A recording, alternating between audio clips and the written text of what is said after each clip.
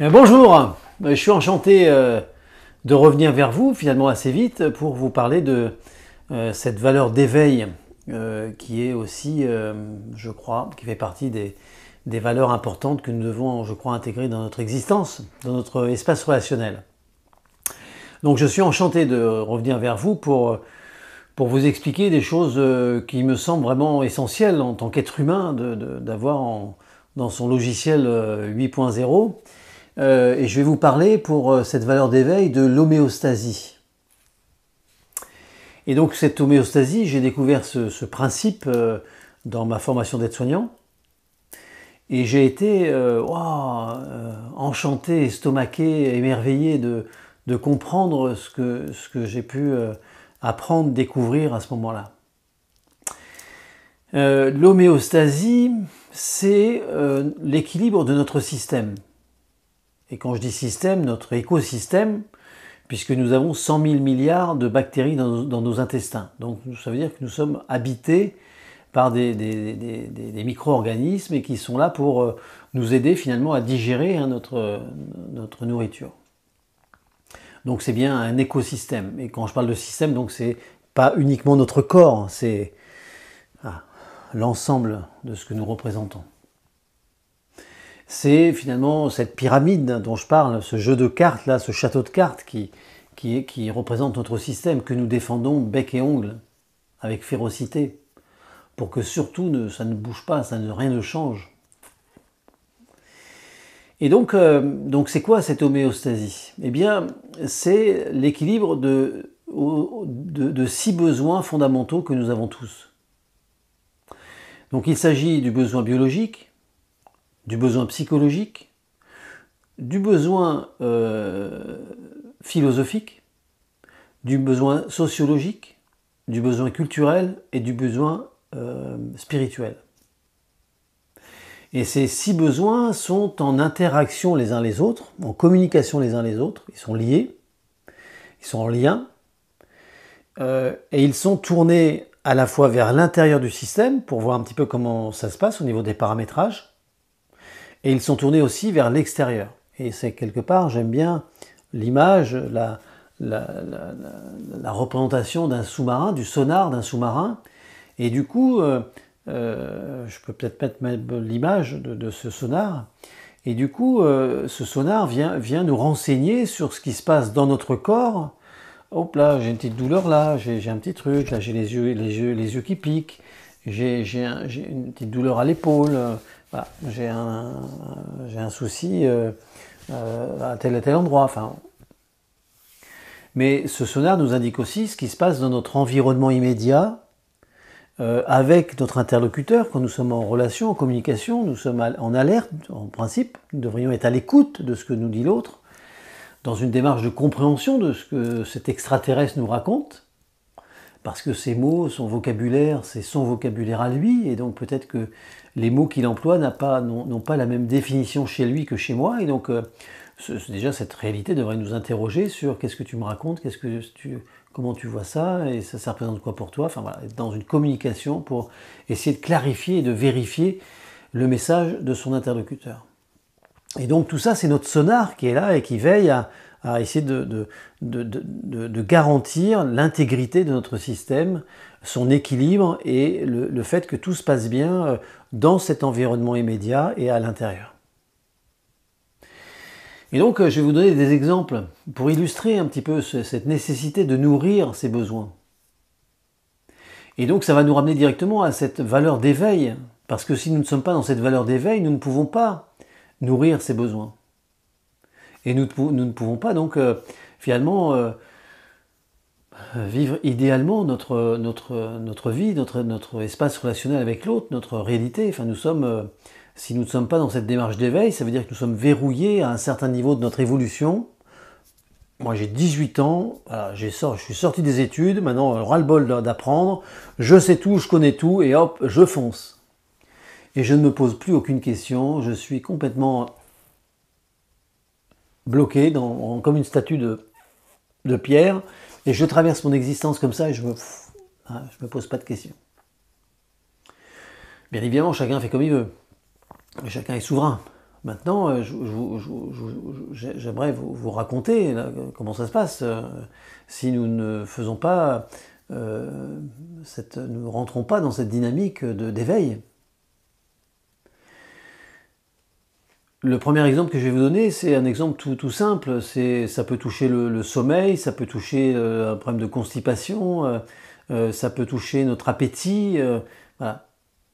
Je suis follement amoureux de quelqu'un et en fait je perds l'appétit. C'est vivre d'amour et d'eau fraîche. Et donc là aussi, il y a un phénomène psychologique de bien-être tellement énorme que finalement le besoin de s'alimenter passe à la trappe. Il y a un phénomène, il y a un lien entre notre psychologie et notre corps et les besoins corporels. Si je suis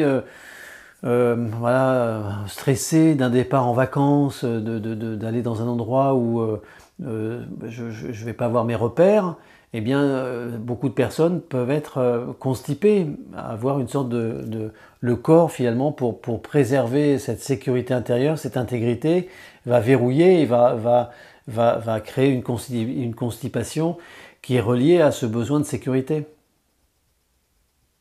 Et c'est pareil si je suis perturbé dans mon existence professionnelle ou dans mon couple ou avec ma famille, que sais-je, ou avec des amis, et que j'ai une scène comme ça qui vient, qui me perturbe profondément et je suis dans ma machine à laver, là je tourne là dans ma tête, là je tourne ça, je mouline dans ma tête toute cette situation et ça me fait mal au cœur, ça me fait mal au ventre, ça me fait mal aux tripes, je suis pas bien, et du coup j'ai des insomnies. Comme si le corps nous empêchait de dormir pour qu'on puisse régler ce problème-là, pour qu'on puisse réfléchir, enfin voilà, je sais pas comment ça marche, mais il y a un lien en tous les cas, il y a un lien de causalité entre un besoin et un autre. Et qui ne connaît pas ça? Qui n'a pas connu ça? L'autre exemple que je vais vous donner, c'est un exemple plus sévère, plus emblématique peut-être encore. C'est l'histoire d'un chef d'atelier, d'un homme chef d'atelier.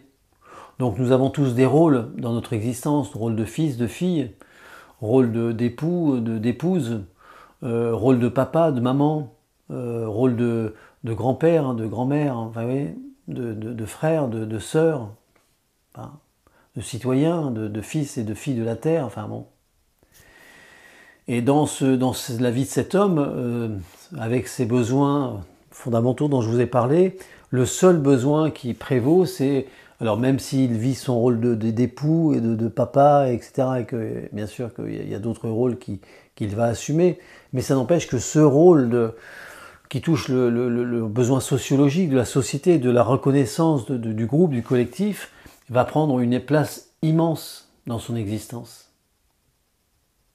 Et donc grâce à ce rôle, il peut dire « je suis ». Je suis quelqu'un. Je suis chef d'atelier.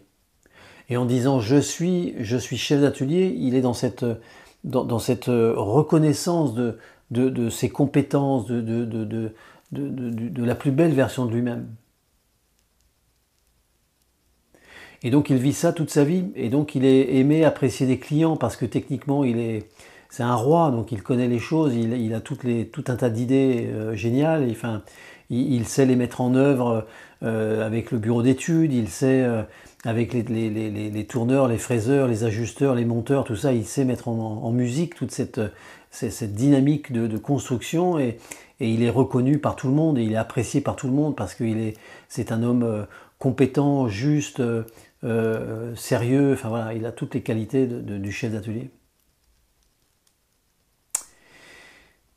Sauf que le temps passe et que un jour arrive le soir où la célébration arrive, la célébration du départ à la retraite.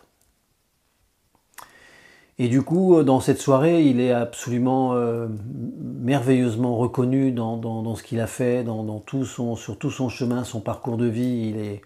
Il est reconnu, apprécié, tous les regards sont tournés vers lui, les regards pétillants de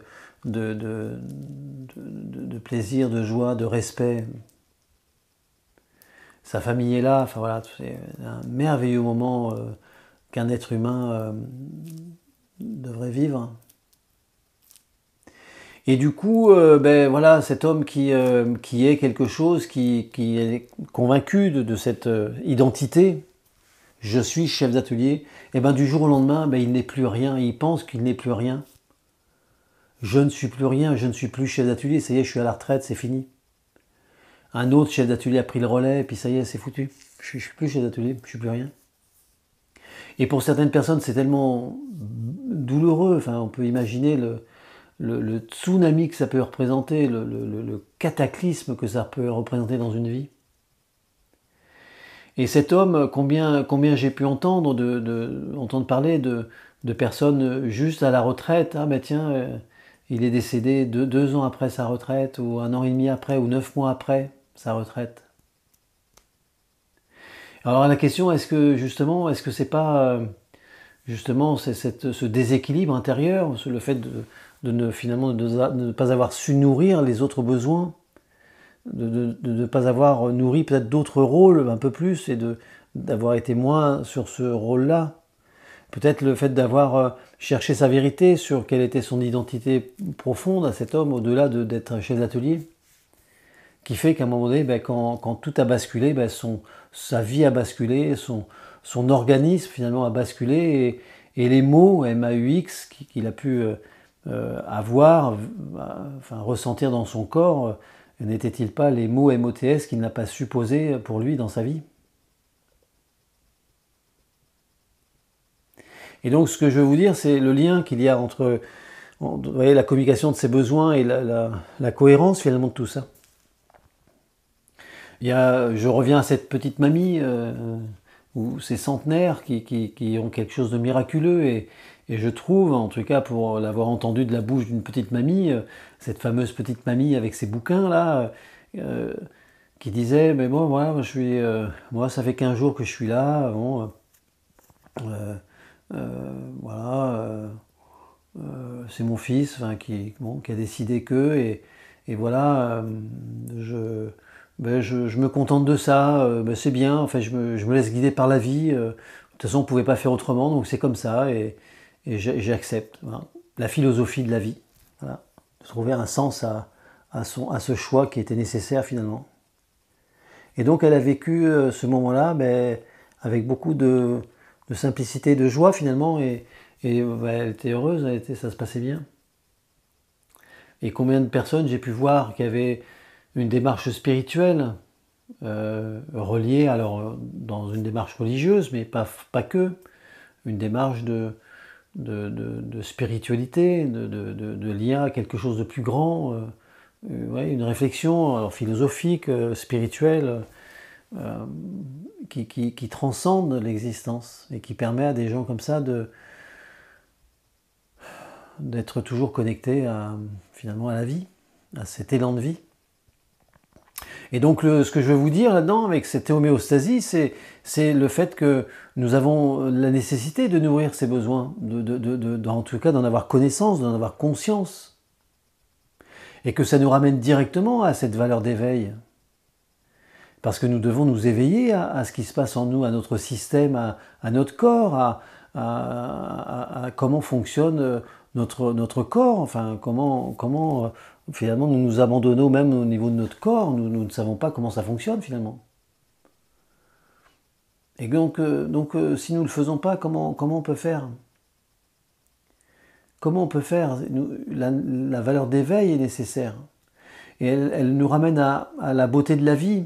C'est-à-dire que, puisque la relation est source d'influence, puisque nous sommes en relation avec le soleil, il fait beau, nous sommes influencés par le soleil.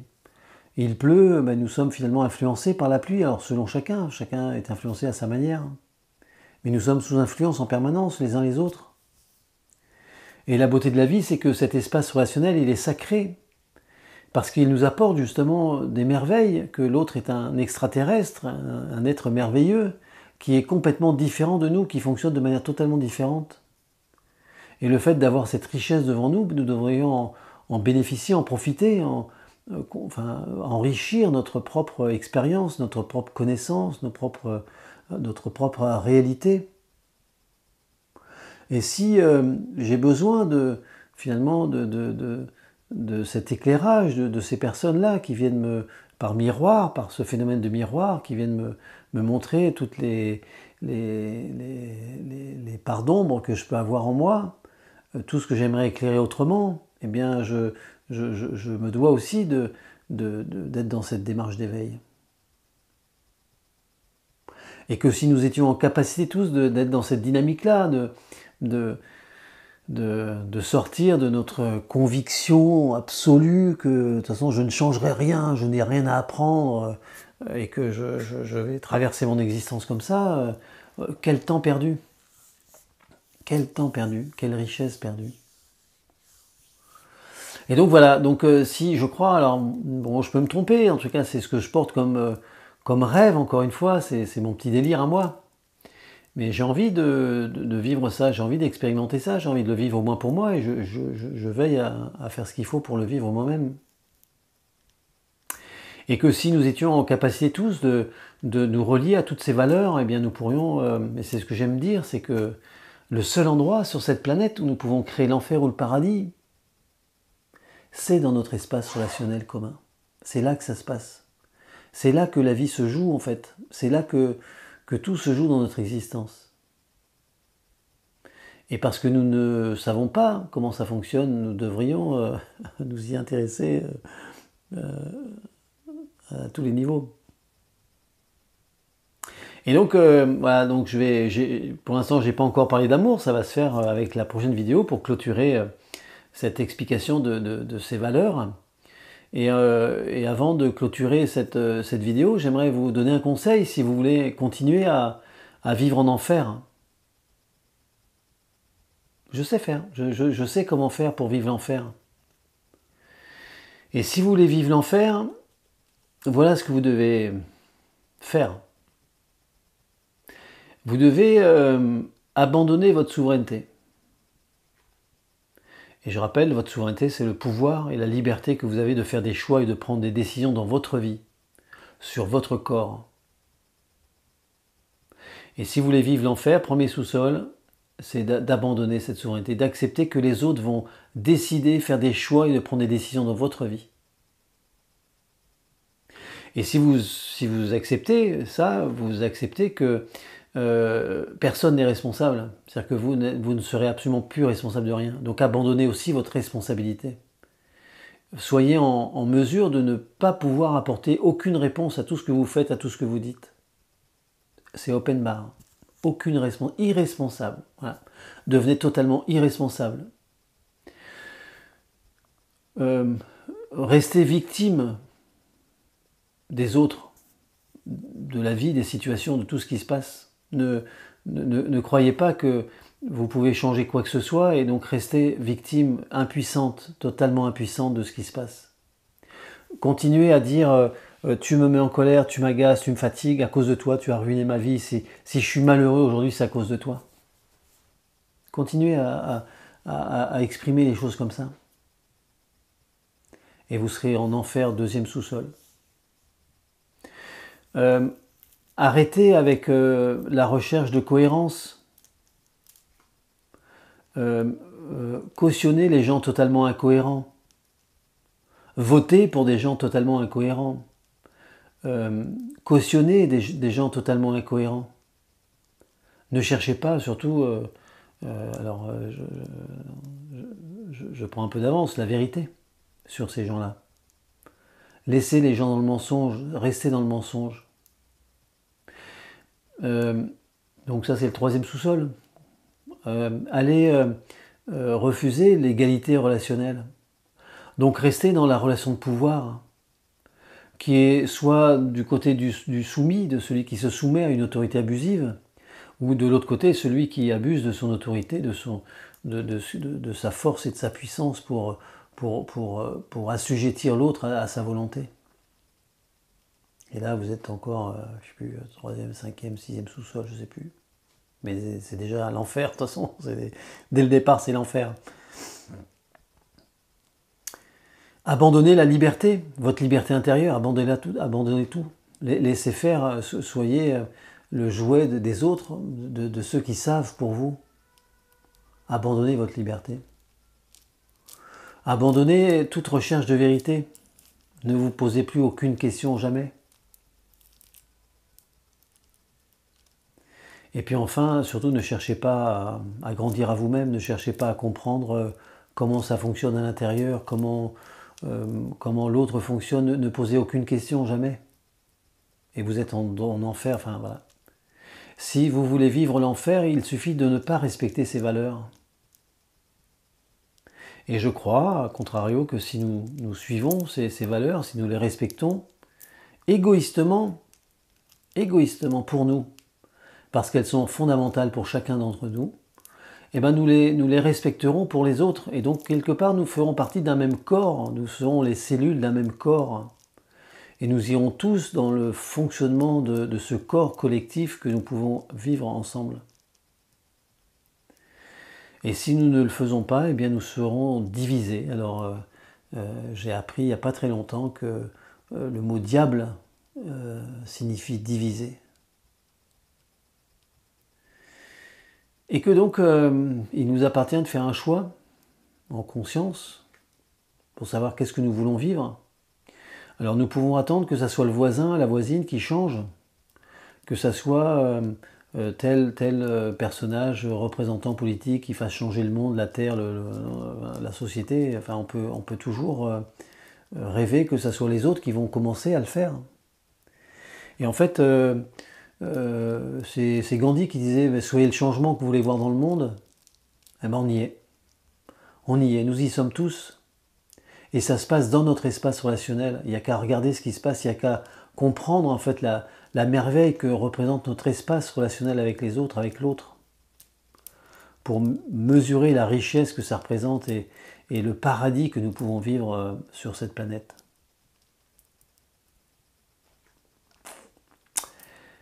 La prochaine fois, je vous parlerai d'amour, cette clé de voûte de tout ce que je vous ai raconté jusqu'à présent. Je vous remercie vraiment de votre écoute et je vous laisse à toutes ces belles réflexions. Et je vous dis à très vite. Au revoir.